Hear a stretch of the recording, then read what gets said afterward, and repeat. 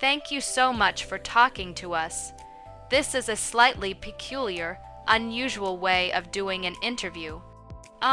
We are the paradise with thorns. Highgrove House sits in the rolling hills of Gloucestershire, a picture of English perfection. For 45 years, this estate has been King Charles's sanctuary, his escape from the pressures of palace life. The gardens here are legendary.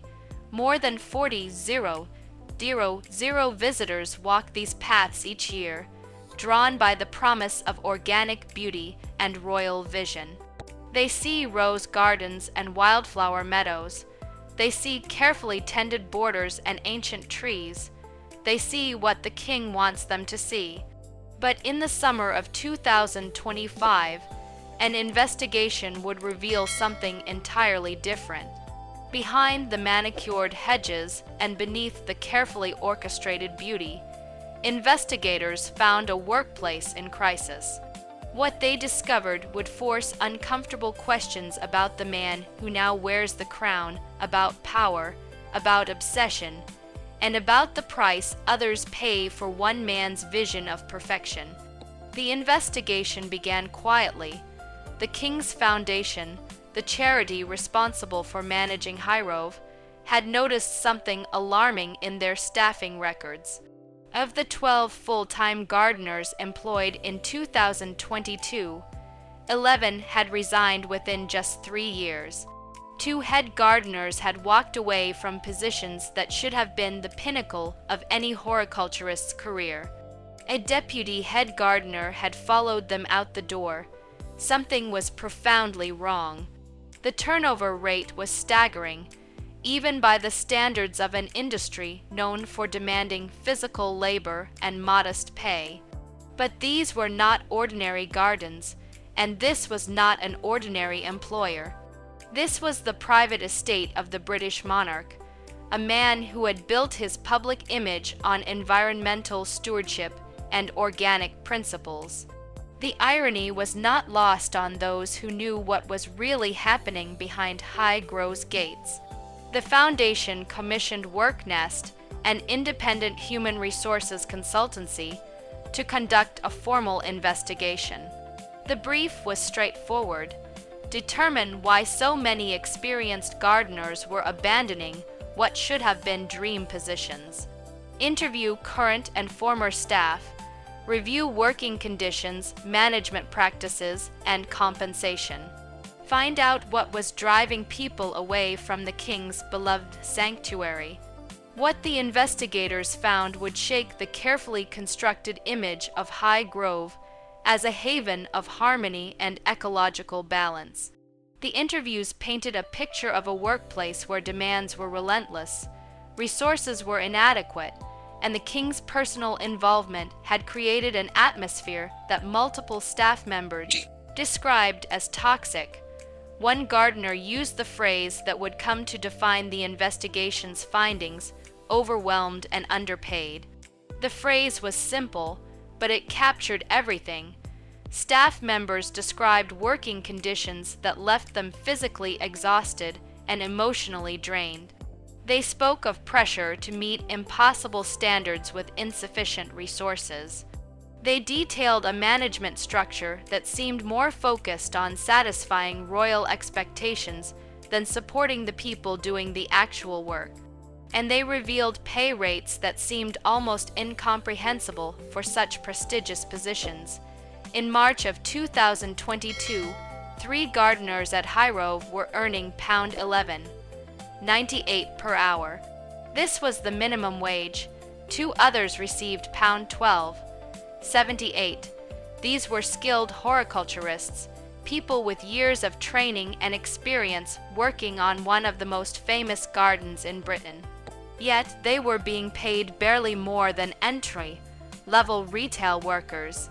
Jack Stokes, a former senior gardener who had dedicated 2 decades to Highgrove, confirmed the compensation issues when he spoke to investigators.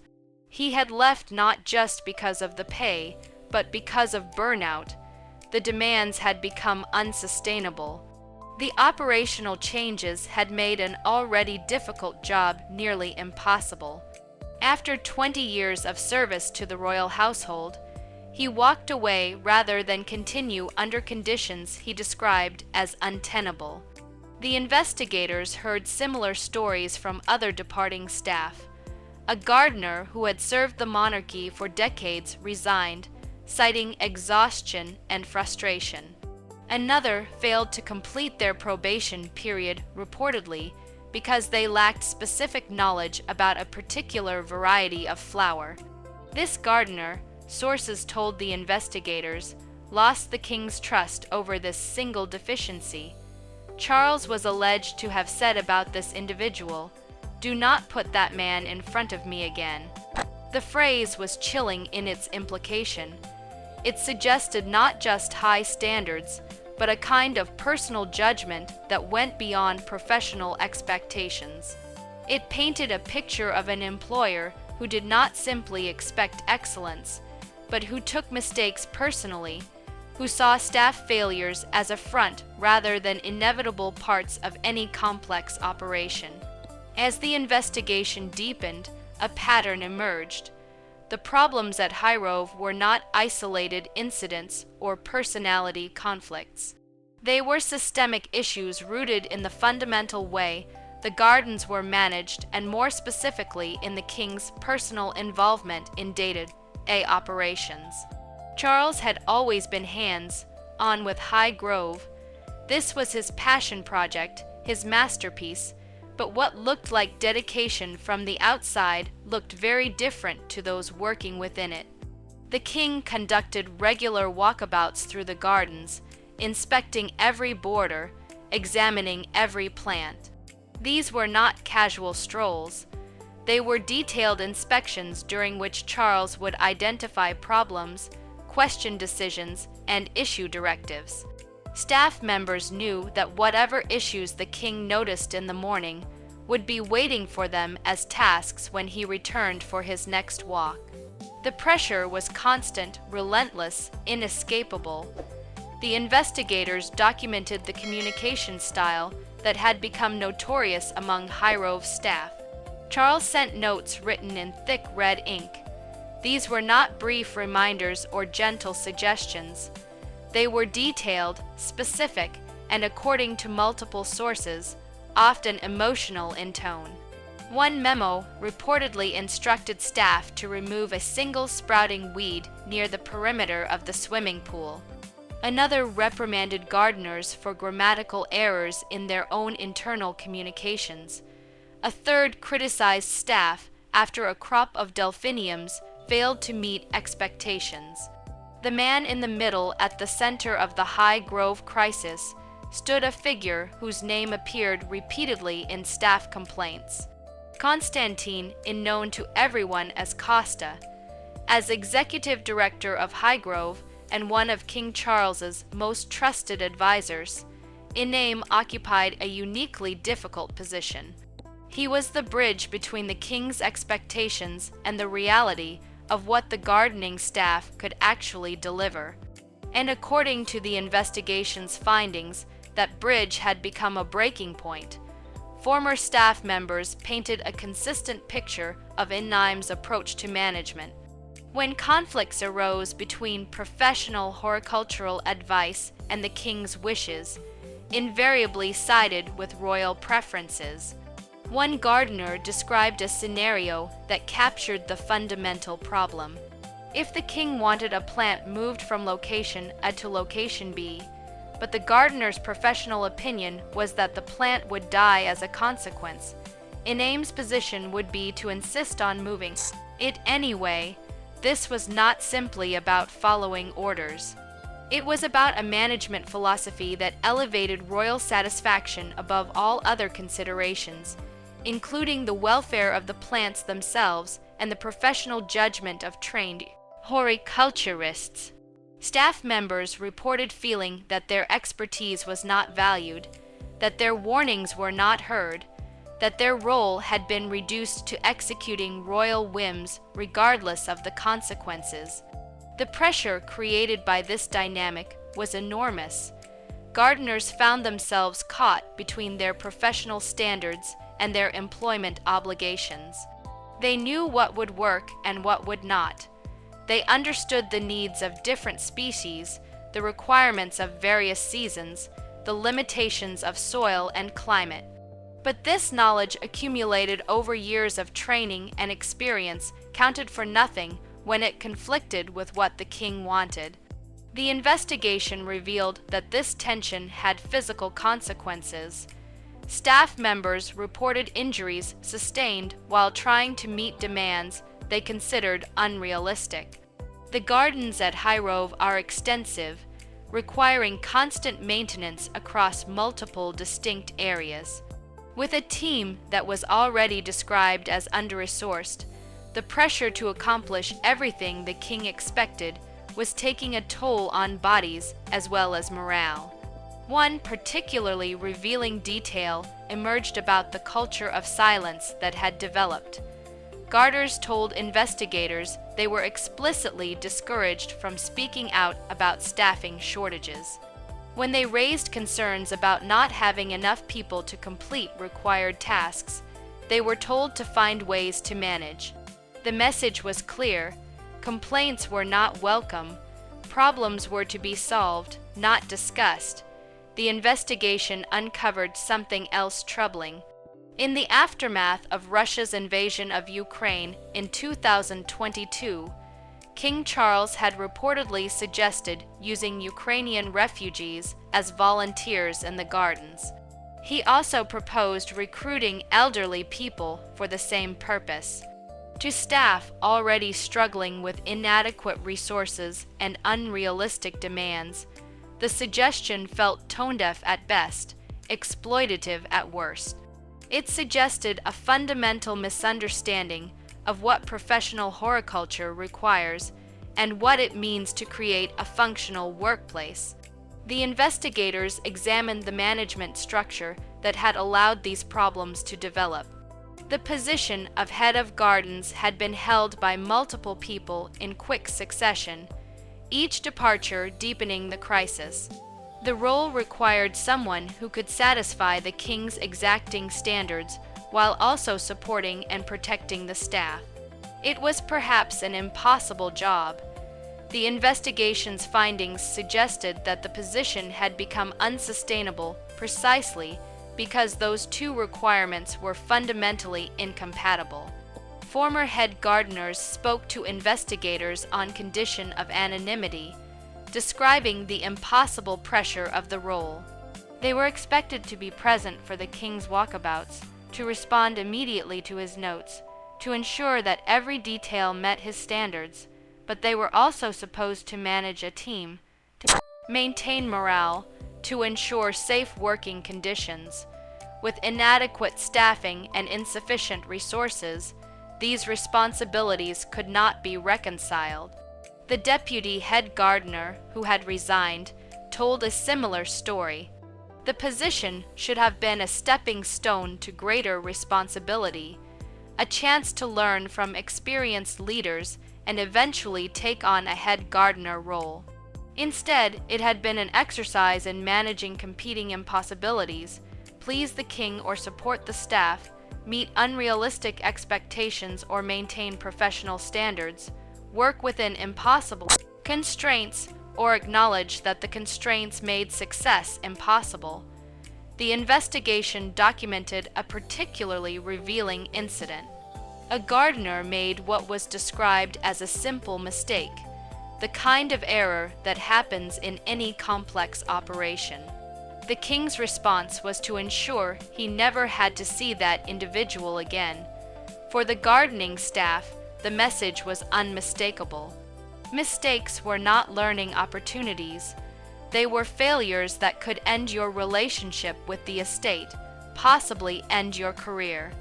This created an atmosphere where risk, taking, or innovation became impossible.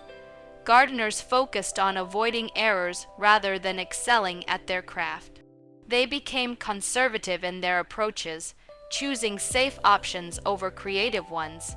The irony was profound. Hirove was supposed to be a showcase of innovative organic gardening, but the working environment was stifling the very creativity that such innovation requires. The investigators also examined Innaim's background and his relationship with the king. He had served Charles for years, rising to become one of his most relied upon advisors. This loyalty and closeness made him effective in understanding what the king wanted, but it also made him less able to push back when those wants were unreasonable. Former staff suggested that Innaim had become so focused on satisfying Charles that he had lost sight of the human cost. Multiple complaints named Innaim specifically as contributing to the toxic atmosphere, but the investigators recognized that he was himself caught in a difficult position. His job was to serve the king to make High Grove what Charles envisioned, in a traditional employer-employee relationship that would be straightforward. But when the vision is unrealistic and the resources are inadequate, even the most dedicated executive director faces impossible choices. The investigation revealed that some staff members had sympathy for Innaim's position, even as they criticized his decisions. They recognized that he was trying to serve a demanding employer with limited means, but understanding the pressures he faced did not excuse the impact of his management style. The staff needed an advocate, someone who would stand between them and unrealistic demands. Instead, they had someone who transmitted those demands without question or mitigation. The breaking point. The investigators' interviews revealed far more than workplace complaints. They uncovered evidence of deep psychological distress among staff. One gardener described anger constantly at the surface. Another admitted impatience that made even basic politeness difficult. These were not descriptions of a demanding yet healthy workplace, but of people nearing their breaking points. The physical environment at High Grove told part of the story. The gardens are vast, divided into distinct sections such as the kitchen garden, cottage garden, wildflower meadow, and arboretum. Each area demands specialized knowledge and constant attention. With 12 gardeners, the workload had been manageable. But after 11 left and only temporary workers and volunteers remained, the task became impossible. Former staff spoke of days beginning before sunrise and ending in darkness. Lunch breaks were skipped because there was always too much to do. They described the constant ache of overworked bodies and exhaustion that no rest could fix. This was not a seasonal strain, but the ongoing reality of life at Hirove. The investigation highlighted incidents that illustrated the impossible pressures. One growing season, a weather event damaged several plantings. Gardeners explained that restoration would take months, but the king expressed disappointment and demanded quicker results. There was no acknowledgement that nature cannot be rushed. In another instance, the king insisted on overseeing every detail, even the precise shade of roses in a particular bed. A gardener had chosen the varieties best suited to the location, but when they bloomed in a slightly different color, the king's red inked notes expressed dissatisfaction. The roses were healthy and thriving, but the wrong color erased all value in his eyes. This obsession with perfection extended beyond horticulture. Gardeners received corrections for the way they formatted reports or for spelling errors in internal notes. Their expertise was in cultivation, not paperwork, yet they were judged by administrative standards. The psychological impact became painfully evident. Many said nothing they did was ever good enough. They dreaded the king's walkabouts, fearing what he might notice and criticize. Praise was rare, criticism constant. Success was expected, mistakes were remembered. One gardener admitted lying awake at night, worrying about unfinished tasks, plants that might fail, and details that could provoke disapproval. This was not carelessness, but devotion turned into anxiety.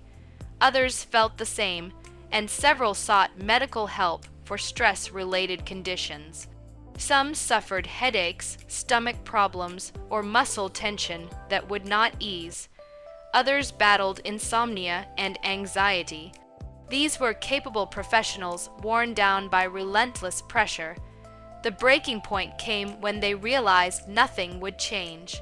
After years of hoping for intervention and months of enduring impossible workloads, they accepted that this was how Highgrove functioned.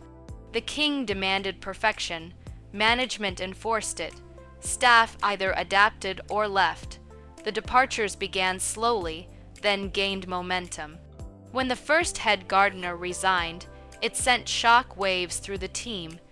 If even a leader with authority and experience could not endure, what chance did others have? When the second head gardener and then the deputy followed, the message was clear. Highgrove had become a place where good professionals could not thrive. Investigators found that attempts were made to fix the situation before it collapsed. Staff had raised concerns through proper channels, submitted formal complaints, and requested meetings. They were promised reviews of pay scales and staffing, but meaningful change never followed. Temporary measures came instead. Small pay increases that still left wages near minimum, vague promises of more staff that never appeared, and morale meetings that produced memos, but no action. Nothing touched the real problems. A troubling pattern emerged. Those who pushed hardest for change found themselves marginalized. They were quietly reassigned to undesirable duties or excluded from decision-making. The message was clear, though never spoken. Complaints would end your career. This fear silenced honest communication. Gardeners learned to keep problems to themselves, doing their best under impossible conditions. By staying quiet, they protected their jobs but allowed dysfunction to deepen. Management and the king remained unaware of the true consequences of their expectations. Some staff tried to reach out to enemy, hoping he might temper the king's demands or advocate for more resources. But these talks led nowhere. He acknowledged the strain yet insisted that the king's wishes must be met.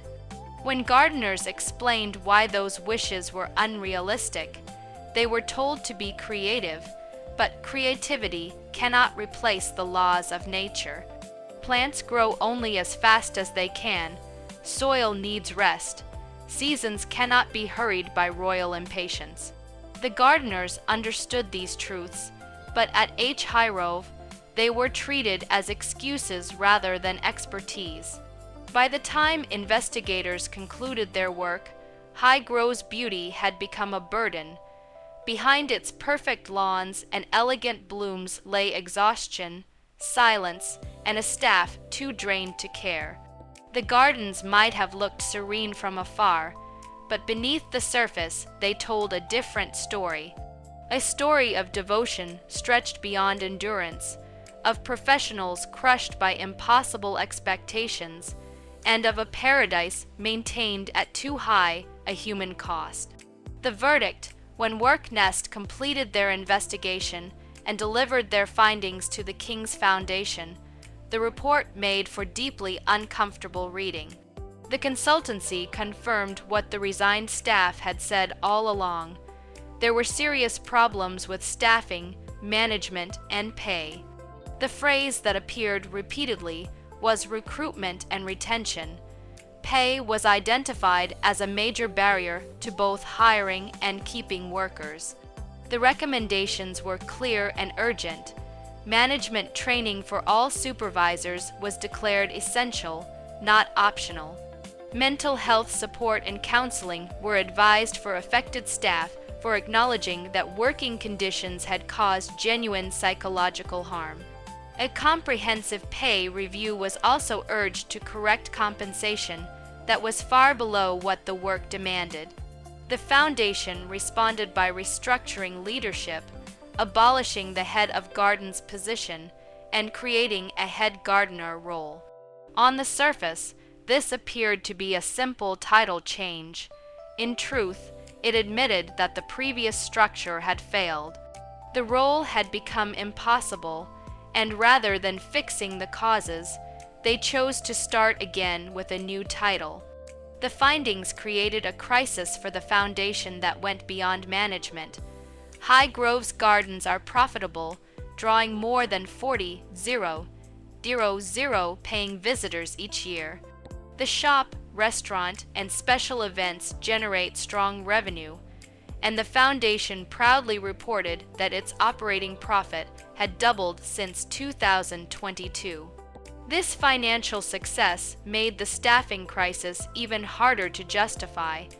How could such a profitable estate pay professional horticulturists minimum wage? How could a place built on environmental and ethical values become so toxic that it required mental health interventions? The contradiction demanded answers that never came.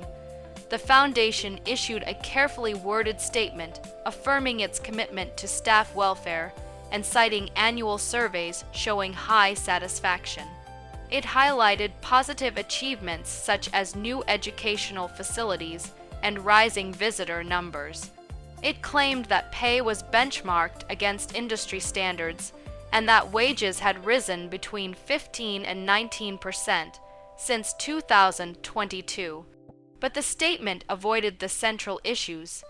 It did not explain why 11 of 12 gardeners had resigned. It did not mention the king's demanding involvement, nor did it outline concrete steps to prevent a repeat of the crisis. It was crafted to calm public scrutiny, not to show genuine accountability. Investigators also examined the wider context of royal employment. How the royal family treats its staff has become an increasingly sensitive issue, especially after complaints from employees of Prince Harry and Meghan Markle. Those claims focused on bullying and unrealistic expectations. The Hirove case echoed similar themes, but stood apart for one reason. These were not media allegations, but verified findings from an investigation commissioned by the foundation itself. That distinction mattered. When ex-employees speak out, their motives are often questioned. But when an organization's own investigation confirms deep problems, it carries undeniable weight. The foundation had sought the truth, and the truth was uncomfortable. The investigation highlighted the unique difficulty of working for royalty. In a normal workplace, employees have legal protections, clear structures, and someone to appeal to. But when your employer is the King of England, those structures blur. Who can you complain to when the source of the problem is the monarch? What protection exists when management's priority is royal satisfaction rather than employee welfare? The gardeners learned the answer the hard way. They could file complaints, but those complaints went through people loyal to the king. They could voice concerns, but those concerns would be filtered to avoid offending royal expectations. Eventually, most chose to leave. Despite their suffering, many former employees expressed genuine affection for King Charles. They admired his passion for the gardens, his love of nature, and his deep knowledge of plants. They acknowledged that his intentions were good and his vision sincere. Yet, those same qualities became their burden. His perfectionism and need for control created impossible pressure. His position of authority meant no one dared tell him when his expectations were unreasonable. This made the problem complex. It would be simpler if he had been indifferent or cruel. Instead, he was a man whose devotion to his vision overwhelmed those trying to fulfill it. His passion for perfection crossed the line into unsustainable demand. Investigators recorded staff struggling to express this balance. They did not wish to portray the king as a villain, but they needed to show that his standards, enforced without limit, had caused real harm. The issue was not personal resentment, but structural imbalance, an environment where one person's vision outweighed the well-being of everyone else. The recommendation for mental health support underscored how serious the situation had become. This was not routine workplace counseling, but intervention for damage caused by the job itself. Investigators concluded that several staff members required help to recover from their time at High Grove. Former gardeners described lingering effects long after leaving. Some developed anxiety that followed them into new jobs. Others found it hard to trust that future employers would be reasonable. Some battled physical symptoms like muscle tension and sleeplessness that took months to fade. What should have been a prestigious role had instead left scars. The Foundation's defense regarding pay was equally revealing. While it claimed to benchmark wages against industry norms, investigators found that these benchmarks were the legal minimums, not professional standards.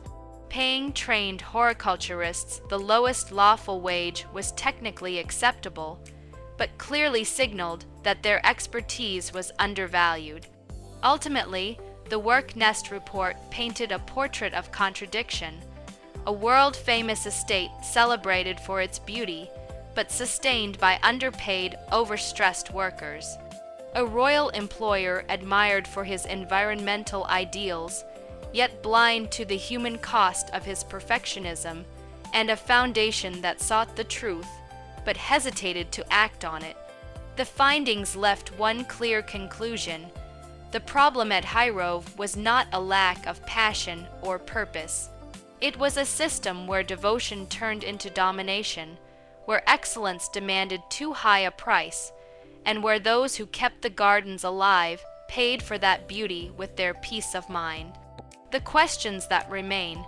The investigation into working conditions at Highgrove raised questions that extended far beyond one royal estate in Gloucestershire.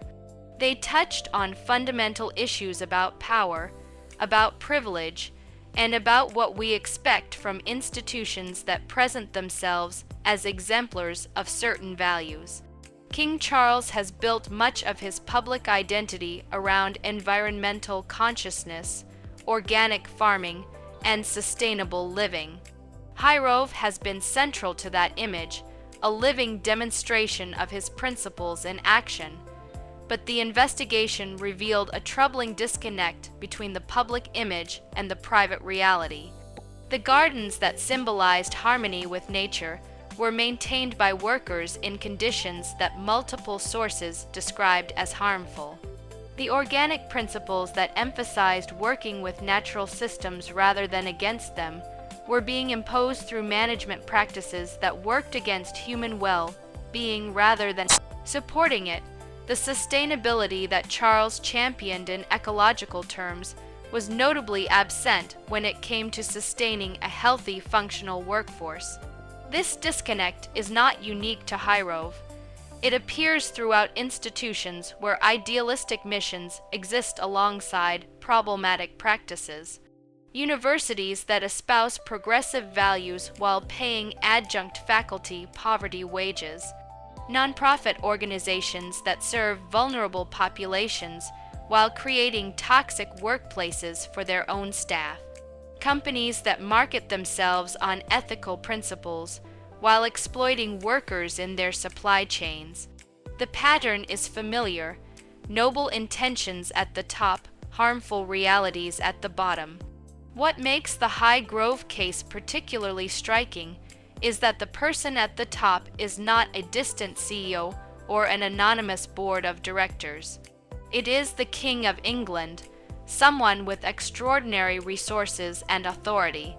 If anyone could ensure that their passionate commitment to a place was not achieved at the expense of the people maintaining it, one might expect it would be someone in his position.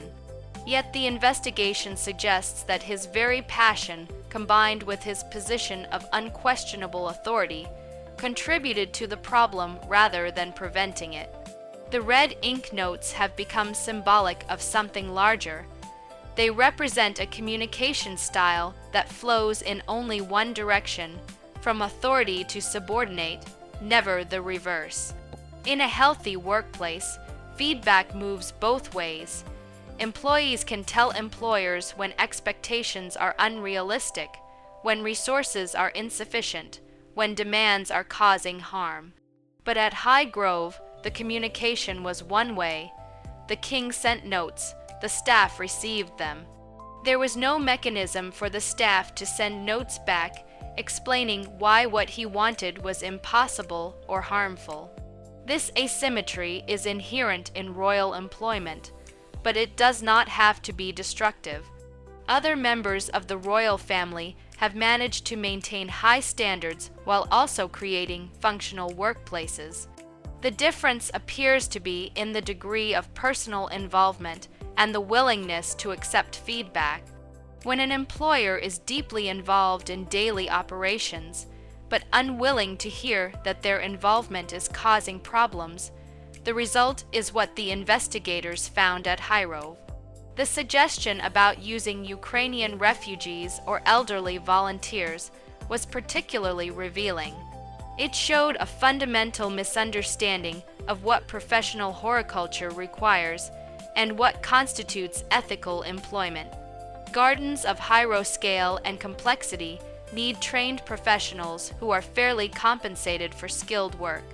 Suggesting that they could be maintained by vulnerable people doing unpaid labor was tone-deaf in ways that highlighted how disconnected royal thinking can be from the realities of work and workers. And the investigation documented that complaints about this suggestion were raised internally, but there is no record of anyone explaining to Charles why it was inappropriate. This again illustrates the communication problem. Staff members could complain to each other and to middle management, but their concerns never reached the person who most needed to hear them. The system protected the king from feedback that might have helped him understand the impact of his ideas. The long-term implications of the Hirov crisis remain unclear. The Foundation has made some changes, restructuring leadership, implementing the investigation's recommendations, presumably trying to create conditions that will stop the exodus of staff. But unless the fundamental dynamics change, unless someone can find a way to moderate the king's personal involvement, or at least ensure his demands are realistic, the same problems are likely to recur. Former staff members interviewed by investigators expressed skepticism that anything would truly change. They had seen promises before, experienced temporary improvements that faded once attention moved elsewhere. They noted that the king's personality and expectations were constants that no amount of restructuring could alter. As long as Charles remained as invested in minute details and as sensitive to imperfection, working at Hirov would remain difficult. The investigation also raised questions about oversight and accountability. The King's Foundation operates as a charity, which means it has trustees and governance structures meant to ensure responsible operation. Yet, these systems apparently failed to prevent or address a workplace crisis that resulted in nearly total staff turnover. What does it say about charitable governance when an organization can lose 11 of 12 employees in a key department without triggering earlier intervention? The public response to news of the investigation was mixed. Some defended the king, arguing that high standards are not the same as poor treatment, that demanding excellence is a leader's prerogative. Others pointed to the investigation's findings as evidence that Charles remained out of touch with ordinary working people despite decades of public service. Still, others saw it as confirmation that hereditary privilege inevitably creates power imbalances that harm those at the bottom. What the investigation undeniably revealed was a human cost that had been invisible to the 40-0 0 annual visitors who walk through Highgrove's beautiful gardens. They see the results of the work, the perfectly maintained borders, the thriving plants, the aesthetic harmony that Charles has created. They do not see the people who resigned rather than continue working under the conditions required to maintain that perfection. They do not know about the red ink notes, the impossible expectations, the staff who needed counseling after working in a garden. The investigators' final report contained a recommendation that went beyond the specific issues at Highgrove. It suggested that organizations managed by or closely associated with the royal family needed to implement stronger protections for workers, clearer mechanisms for raising concerns, and more robust oversight to ensure that royal involvement enhanced rather than undermined workplace conditions. Whether this recommendation will be implemented more broadly remains to be seen. For the gardeners who left Highgrove, the investigation's findings provided a form of validation. Their experiences had been documented. Their complaints had been confirmed by independent investigators. The problems they had tried to raise had been officially acknowledged. This did not undo the harm they had experienced, but it meant they had not suffered in vain. Their departures had forced a reckoning that might eventually lead to better conditions for whoever comes after them. But questions remain about King Charles himself. Has he been made aware of the investigation's full findings? Does he understand the role his personal management style played in creating conditions that drove away 11 skilled professionals? Has anyone found a way to tell him that his passion for his garden, while admirable, has been expressed in ways that harm the people who share that passion and do the actual work of maintaining it? Or is he insulated by layers of management from ever having to confront these uncomfortable truths? The red ink notes continue presumably, though perhaps with slightly more awareness of their impact.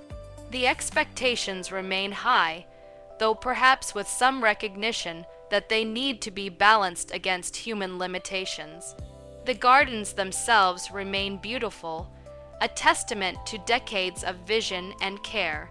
But now we know the price of that beauty measured not in pounds and pence alone, but in human well-being and professional lives disrupted by conditions that should never have been allowed to develop. At a place meant to represent harmony with nature, the investigation at Highgrove revealed a truth that extends beyond royal gardens. Passion without empathy can become oppression, and beautiful results can hide harmful processes. As the King's Foundation implements changes, the question remains whether genuine transformation is possible when power remains concentrated in one person's vision and authority. Subscribe for more investigations into the hidden stories behind royal magnificence.